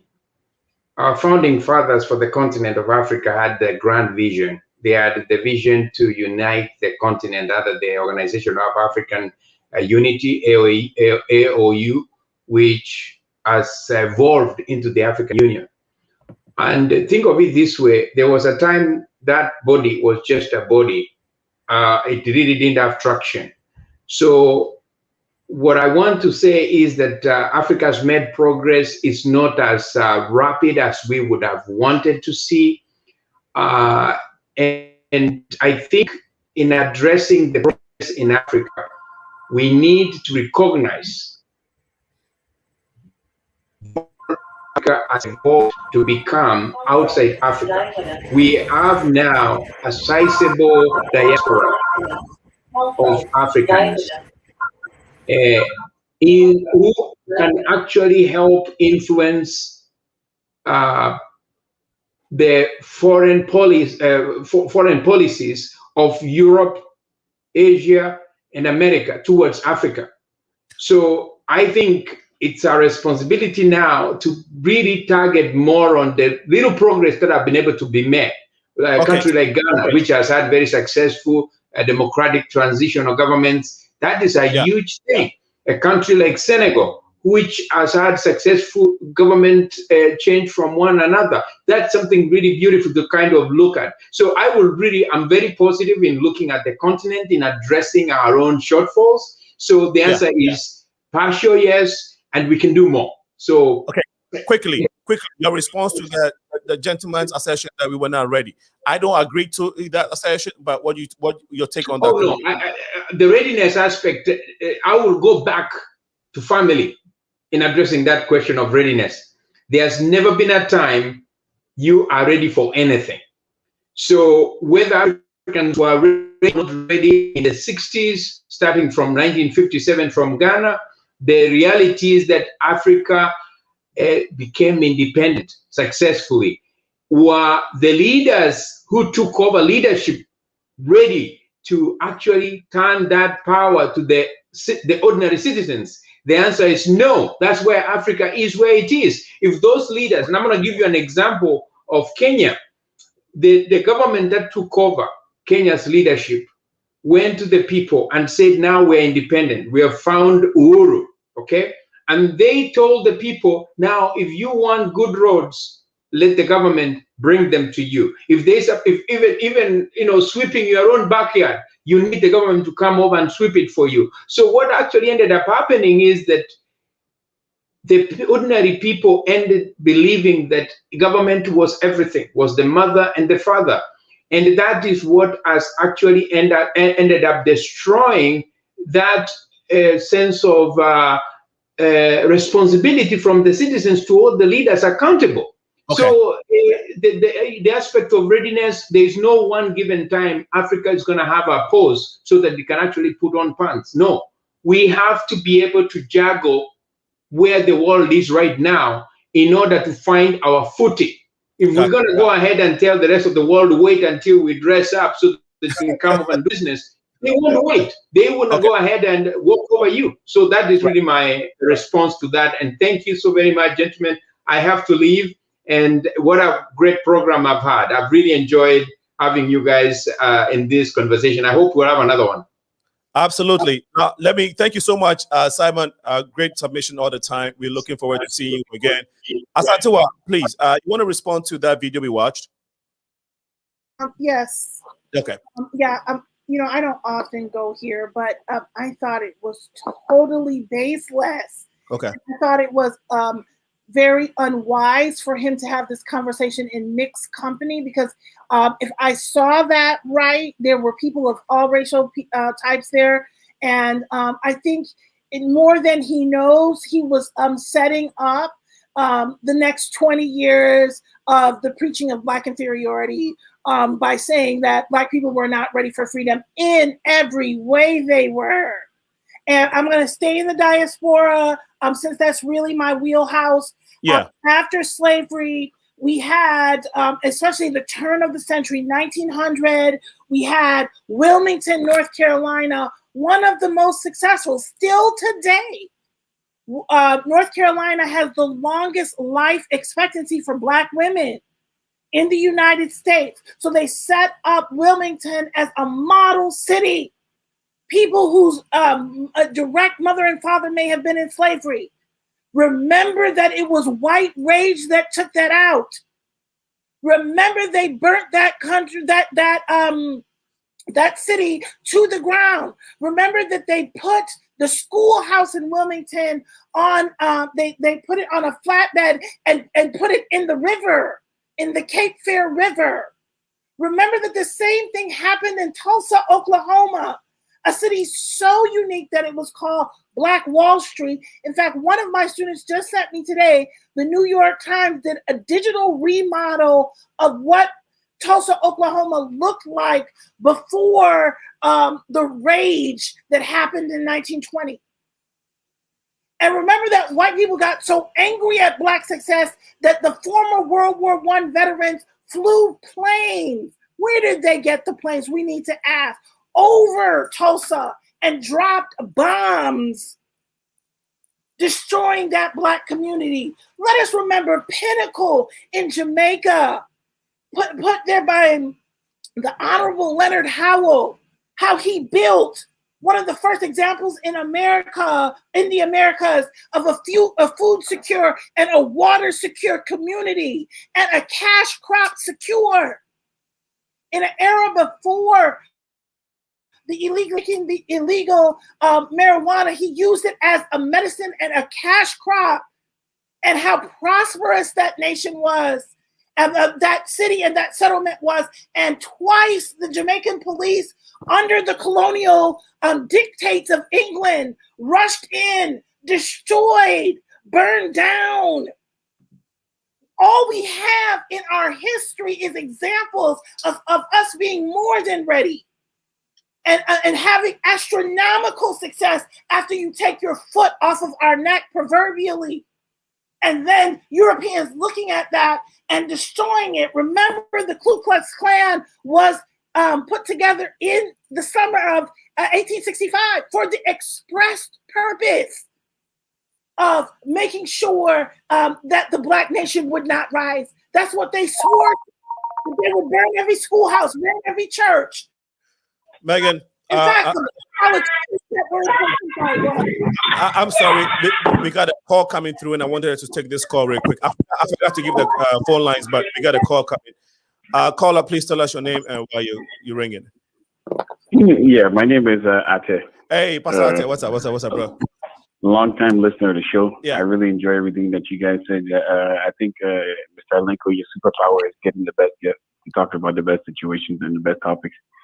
I liked all the things that the panelists have said, and I really like what you added with the gentleman on that clip. Yeah. But I'll have to agree with Dr. WADIE. Like, listening to what he's saying, it's deeply offensive. And his point presupposes, or it would give someone the notion that Black people have always been in bondage. It presupposes that we've never been in control. It presupposes that we've never had anything of our own where we are maintaining anything. That the only position we've ever maintained in this whole entire world in our existence was either as slaves or as colonial, under colonial rule. I mean, when I look at it, you say, was Africa ready or Black people ready for freedom? Absolutely. We had freedom before. So if I had freedom before, what kind of question is it to say that I was not ready for freedom? I think where we go wrong or where we've made a mistake is that when we attained our freedom, we didn't decide to go back to what we knew in our own society, we try to emulate the white man. And there's a very, very interesting book called Animal Farm, written by George Orwell. George Orwell, yeah. So in this book, the animals are able to take control of the farm. And instead of them running it as the animals, they try and run it as human beings. And that's where the greed and then I guess even the tribalism. You see the pigs inside the story, they take over the farm and then they start treating other animals as the human beings are treating the animals. Exactly. Exactly. Right. And it's exactly what we see in Africa. And I've made this case so many points over here. You go to Africa and you want to see a businessman. It's only now that it's changing. But back in the 90s and the 80s, when I was in Ghana, you go and see a businessman. He's wearing a suit and tie. He's not wearing his own clothing. We can't beat the white man in this game. And that's what we're feeling, because our tribalism mixed with our determination to be like the white man instead of us over here is causing us to fail. Another point I wanted to make is that tribalism is what's affecting us as Africans. And the fact that we always want to blame the European for tribalism, I think is a foolish one. I really don't believe that they are the cause of they are partly of the cause, but they're not the full cause. For case in point, in Ghana, we have over 50 languages spoken, 50 different dialects. Is the white man to be blamed for that? No. From what I've experienced in Africa and in Ghana specifically, as long as I speak a different language than somebody, that's a reason for me to hate that person, or a reason for me to give preference to my own person. If you go to Ghana right now, there are people who get interviews because, me and him are always. There are people who get jobs because me and him are Ghanaians. Is the white man to fall for that? No, he's not to fall for that. Right. The one thing that could even be argued is that the Berlin Conference unified Africa. I know it's not going to be a popular view, but I dare to say that they unified Africa to a certain extent, because you look within Ghana, look at how many languages are spoken. That's 50-something different communities that would have existed by themselves if the white man didn't come in and demarcate what Ghana was. So in essence, they did unify us to a certain point. I remember one of your panelists, he's not here anymore, or maybe it was Dr. KOFI. He was talking about Swahili. And I've always said to myself, if Africa was to unify, we need one language. And Swahili, in my point of view, should be the language. But Nigeria being what it is, South Africa being what it is, and the other places being what they are, would they accept that? They wouldn't accept that. It's not going to happen. Everyone wants to. Everyone wants their tribe, their language, their people to be predominant. No one is willing to take a lower point. And the adage is always saying that there's a story that I heard when I was in Ghana that there were two groups of people, white people and black people, and they wanted to eat. They saw a mango on the tree. So the white man came over there, tried to get it by himself. He said he couldn't get it. So he stood on his brother's deck, and then he was able to get it. The black man, even though that they weren't able to get the mango, instead of them working together, they fought against each other because each of them wanted the mango. And that's actually what drives our failure in Africa. Because of the tribes, we are all selfish. We all only want our own good. We're not looking out for the good of others. Where the European, they will sacrifice certain things so that they can generally or in common have a goal and achieve something. But we're not willing to do that. And our tribalism is one of the reasons. But I can't blame that on the white man, because if the white man never stepped on Ghanaian soil, we'd still have several different languages. If the white man never stepped on the soil, we'd still have all kinds of diverse tribes which hate each other and fight against each other. So I can't blame the white man for that. Sometimes we have to take the ownership of our own problems. When we take ownership of our own problems, that's when we have the solution to solve it on our own. Wow. Thank you very much. No, thank you so much. Thank you for a powerful point. And I would like Dr. Glover to respond to that. And that was basically he was speaking to the point that we were making earlier, Dr. Glover. So, yeah, as I told you, I personally still do not believe that tribalism per se is the problem. And given what he's saying, he knows very well that in Ghana, every trader basically almost speaks Akan. Even the uneducated, every trader speaks Akan. In the capital city? Even outside the capital city, in most places. Because if he's going to sell, the person who is buying doesn't go to the seller and say, oh, you have rotten tomatoes, but you are Akan and I'm Akan, so I'm buying from you. Okay. It doesn't do that. So when people keep talking tribalism, I say it is not the root cause. if we become economically developed, then the issue of tribalism will actually it will not go away completely, but it will become even less important than it is now. Dr. So Glover, the question is, how do we become economically developed? Yes. Okay. What's his name? Okay, mentioned China. Okay. China did it in this short time period for two reasons. They generated capital to invest, and they have the discipline to do it. Who generated the capital? They did. China generated the capital. Who initiated that national agenda? The government. Yes. The government. Okay. And so if our governments want to develop, they have to come up with the agenda to generate capital and then invest that capital, but that needs discipline. Much of what we do now in many African countries is because of lack of discipline. We indulge ourselves in conspicuous consumption. Okay, Dr. Clover, here is where I disagree with you, because I feel like what has caused African governments not to function for the people is tribalism. No. That you misunderstand. I didn't say function for the people. Investing to develop the economy of the country is not necessarily functioning for the people. For the economy. I meant like right. But you see, and this is what I mean. When initially I said that the United States and Europe, when they developed, they did so under repressive measures. Okay. In order to generate capital and invest it. So they were not doing it for the people as such, because the people were repressed. But they were doing it for the nation, right? Yes. No, eventually, that's why I said the civic, as the book Civic Culture said. But as you become more and more developed, you then introduce more and more freedom to the people, but not from the beginning. But you can't separate the people from the nation. If you say people as a nation, it's the same thing, right? You know, how? That's the people. Unfortunately, that is what, because Dr. Glover, without a people. No. Let me explain. Let me explain. Okay. Because the political leaders are developing the ideology, and they assume themselves as a nation.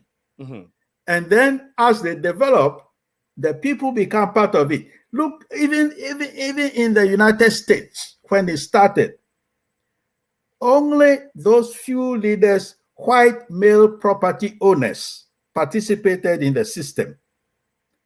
And then later, white men. And then it was after World War I that women. And then in the 60s, when civil rights laws and universal black people. So it wasn't, the system was not for all the people at the beginning. Okay, so Dr. Clover, when I said people, I was inferring to nation, because again, nation and people, I feel the same thing, right? Because when you're making, like you said, when they're developing the nation and they're initiating policies for the betterment of the nation. Yes. In my assumption, it's the people too, right? Because you cannot build infrastructure without people. Well, you can build the infrastructure with the idea that it is going to benefit the people, but you don't go to the people to ask if you should build the infrastructure. Oh, no, that's not what I'm saying. That's not what I'm saying. Yeah. So what I'm saying is, of course, when either whether it's China, the US, Britain, or whatever, when they were developing economically, they had in mind that yes, it is for the people eventually, but they were not asking the people, what should we do? They basically said, we are the elite. We know what is good. We are going to do it. And eventually you will benefit from it. Absolutely. And what I'm saying is that the African leaders are not doing that because, in essence, they are corrupt. Yes. When they get the money, they are not building in their mind that eventually it will benefit all of us. Exactly. And Dr. Glover, the reason for the corruption, I am saying, stems from partly. No, it's not tribalism. It's Okay. not tribalism that causes the corruption. I'm sorry. That's where we disagree. Okay, great. Dr. ASANTEWA, do you think that tribalism has played a part in the civil arrest or political arrest in some African countries or some Black nations, you know, be it the Caribbean, be it South America? If you want to, can you touch on that? And I want Dr. Glover to respond to that too, because we know some stories that have happened in Africa. And Dr. ASANTEWA. Yeah, I think that's how it sold to the West, you know, that this was a tribal war. And I think that it is a soft and easy lie, that it's easy for people to believe in the West, that, say, for example, the conflict in the Congo is because, you know, there are tribal, you know, people at each other's neck, or the current conflict in Ethiopia is because, you know, people are at each other's neck. But when we look more closely, we can see that these conflicts all have the interest of Europe at their core. And whether that is that there is a strategic resource, as there is in the Congo, that Europe and the Americas and Asia need, and hence they have an incentive to go in and create or keep it going, especially when you keep in mind that the US's #1 export is weapons. You know, that means that you got to find someone to buy them. You know what I'm saying? And furthermore, even when we look at Ethiopia, many Ethiopians are saying this is not a real tribal thing as it's being sold. You know what I'm saying? It is really the West painting this picture about people who they are essentially helping to cause uproar in a nation. Okay, Dr. ASANTEWA, can I ask? Okay, great. So let's take the issue in Congo. If Europeans, like you're saying, you know, go to Africa to sell weapons to one tribe, right, and they use it in killing another tribe on the continent of Africa, whose fault is that? If one tribe in Africa is buying weapons from Europe or from US and using it to kill their own people who look like them, but don't speak their tongue, and as a result, they don't see them to be the same, you know, use this weapon to destroy themselves. Okay, should we blame the seller more or by the buyer who's using it for all the wrong reasons? You know, I just really believe that things are more nuanced, and it's not, you know, that black and white where you can say right and wrong. Okay. First, Europe would not succeed if everyone was okay. And there are international financial institutions that make sure that there is not economic stability on the continent of Africa, namely the World Bank, the IMF, the Bank of the Americas. These institutions make sure that the poverty is such that if a European comes in and has a strategic resource in that land and needs it, they can definitely find someone who's willing to turn a gun on his brother because he has been hungry for so long. Okay. I don't know that that person, if well situated, would make that choice. All right. Thank you. Thank you for a great submission. My hope is that the point you just made, he has been hungry for so long, would not be the story of the African. That we don't have to be so hungry. Our politicians or our governments, our leaders would not leave Africans so hungry to the point where they'll be willing to buy guns or take guns from foreigners to destroy their own people. Dr. Glover, do you believe that, let's talk about politics and unrest, tribalism and political unrest in Africa. Do you believe that it has been the cause of any political unrest in Africa at all? I'm sorry, please go ahead. Yeah. I don't know. You know, first of all, some of the so-called tribal wars started as part of the slave trade, where one group was willing to fight and acquire slaves from another to sell. Right. Okay. Today, I think some of the so-called tribal wars, the genesis of them really is an economic problem. Okay. In the sense that when one group perceives that the leaders in their distribution of economic goods, they are being short-handed, then they resort to violence. And so I don't believe that tribalism for the sake of tribalism is the cause of the wars, but rather that it is the economic situation that encourages those tribal wars. Okay, so the issue of the situation in the situation with the Hutus and the Tutsis, one tribe rising against another because they felt superior to the other. It was a political thing. Okay. You know, it's the Hutu, the Tutsi, and the so-called pygmies, a smaller group. They all lived a symbiotic life before they were colonized. And it was in colonization that the Tutsi, who were a smaller group in population compared to the Hutu, were told that they were better than the Hutu. Were told by and who? So by the time colonial rule left, they were told the Tutsi were in control. You said they were told by who? Who told them? By the colonial powers. Okay. That they were better than the Hutu.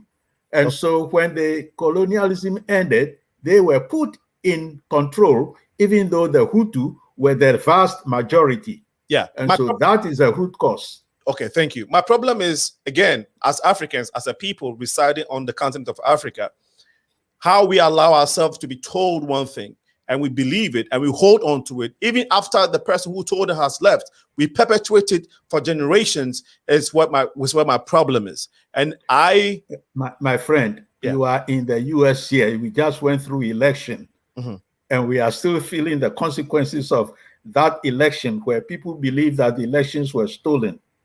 Yeah, but it wasn't based off different races. It wasn't because of tribes. But I'm just telling you that people can be made to believe anything. Yeah, they were made to believe something by somebody who belongs to their race. What I'm saying is somebody, and this happened in America. We are talking about Africa. Europeans, you were saying colonial masters left Europe, went to Africa and convinced a bunch of us that we are better than others. And so we believed it. And even after they left, we kept perpetuating that because when the Hutus were killing themselves, when the Rwanda issue happened, the Europeans were not, that was not colonialism. That was not during colonial era. That was post-colonial era. So what? But they told the Tutsi they were better and they left them in power. So rethink that. Look at yourself, because the person who told you that is gone 100 years past. So what? My friend, listen. We go through schools built by Europeans. Of course. And they teach us. How many of us Africans are still running around accepting what they taught us? And let me tell you this. You know, there's the African proverb that until the lion learns how to read and write, the story about the hunt will always glorify the hunter. Okay. Now, we are the lions. We are now learning to read and write. The tragedy is that it is the hunter who is teaching us how to read and write. And the hunter is using the stories that glorify him to teach us how to read and write. And we are still running around reciting those stories, glorifying him. We believe them. We believe them so seriously. Partly, that's part of the reason why I interceded when Dr. Olatunji was going on with his sermon. No, believe them. And that is my problem, Dr. Klova. We still have that belief. And so I think here it is. We have to unlearn. We have to unlearn some of the things some of the negative. Thank you. Yeah. We have to unlearn. Yes. Yes. That's the point. I agree with you. Yeah. I have not. Yeah. Today, I mean, so at least for the past 2 hours, we have agreed on one thing, Doctor. ASANTEWA, I'll let you comment, but our time is past. Let me take a few comments that have come through, and then we can wrap up the show. Okay, ASANTEWA, do you have a few more minutes for us? Dr. ASANTEWA. Okay, sure. All right, thank you so much. So this is from Dr. Portia. Hello, progressive minds. Great, good information. I agree that the government should set the tone for economic development for the people. We must remember that the people are the government, and the officials of the government work for the people.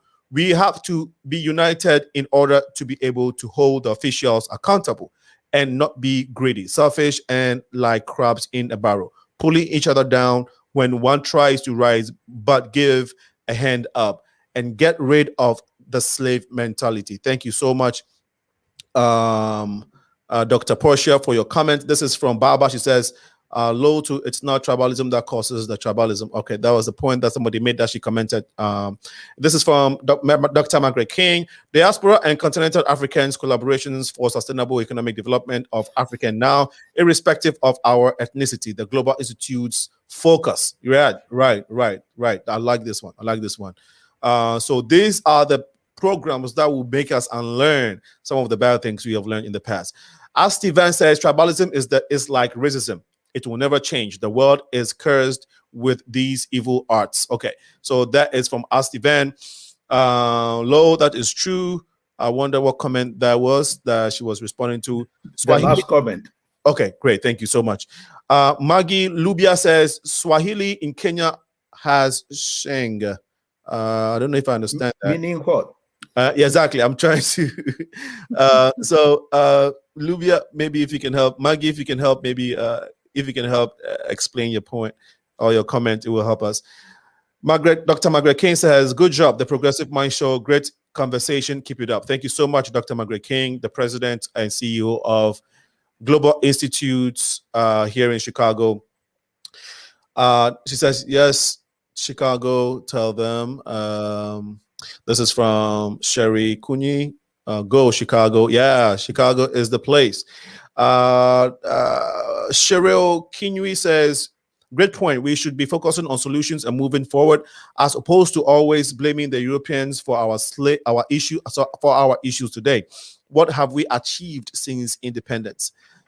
This is from Sherry again. In current times, we have our own leaders to blame for tribalism. They have kept feeding the monster of tribalism and greed for their own political gains. My question has always been, why do we allow them to use us in such a manner, knowing how damaging it is to us? Great point. And we also have Blossom Rose, who joined us. Bridget Amignon also joined us. Hello, Bridget. She said she was, and then this is from Olamiji. Thank you for sharing insight on this critical point. We need to encourage more healthy conversations about this by both adult and young ones. Thank you so much. Olamiji, feel free to contact us if you want to be on. We definitely want to get young and the experience to deliberate on this issue. So our doors are always open. Good evening. Thank you for the invitation. This is from Maite.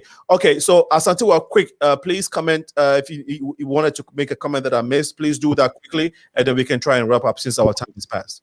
Yeah, I would just like to say thank you. I think the conversation was healthy, and I really agree with the points that were made by my co-chair here, who was helping, and us really realize that, we're speaking the oppressor's language now, and we're wearing his clothes. It is, it's not overnight that we unlearn these things. We were conditioned over a long period of time, and we have to be intentional about losing it. So I just think that more education is definitely the key. And I would like to thank you very much for the chance to be on. My pleasure. And our show has ended, but we can't do that without letting Dr. Kofi Glover give us his closing remarks. Okay, thank you. I think overall, the point I would emphasize over again is that when the countries that developed economically became developed, it was a leadership group that simply decided this is what we must do to become developed. And they did it. If African leaders will take the same position and not be so corrupt in the sense of, looking inward, putting resources in banks abroad, then situations will change. But our leaders have to focus on the fact that they need to provide leadership for the country to develop. It's not democracy in itself that causes a development of a country. It doesn't. Okay. Democracy comes along with economic development, right? Not as a consequence, not a prerequisite for development. Academically, that's the case. Wow. Anyway, thank you for the invitation, and I hope we can do. I didn't misspeak too much. No, you did not. You did excellent. I'd like to thank my reputable, honest, and honorable guest, Dr. KOFI Glover, who is a retired vice provost at University of South Florida. He also has PhD in political science. Dr. ASANTEWA OPPONG WADIE is also a PhD holder in political science, a professor at the University of DEPAUL here in Chicago. Simon OGETO, who was on earlier, and then Reverend OLATUNJI, who was also here. My greatest gratitude go to you, my guest. Thank you so much for being on the show this evening, and to my audience, beautiful, wonderful audience who have always been part of the show and making it great. Remember, to whom much is given, much is required. You have been watching the Progressive Mind Show, the #1 community building show in the world, and I have been your host, Alinco. I'd like to thank the backroom team who have helped tremendously in producing this show. Sunday coming 2 to 4, we are talking about Black Heroes Matters. We'll be talking about Dusabo. They're trying to get Lakeshore named after Dusabo, the guy who founded, the Haitian black guy who founded Chicago, right? They're trying to get Lakeshore named after him. How that conversation has gone into, we'll be here Sunday to discuss it. Okay, bye-bye for now, and to God be the glory.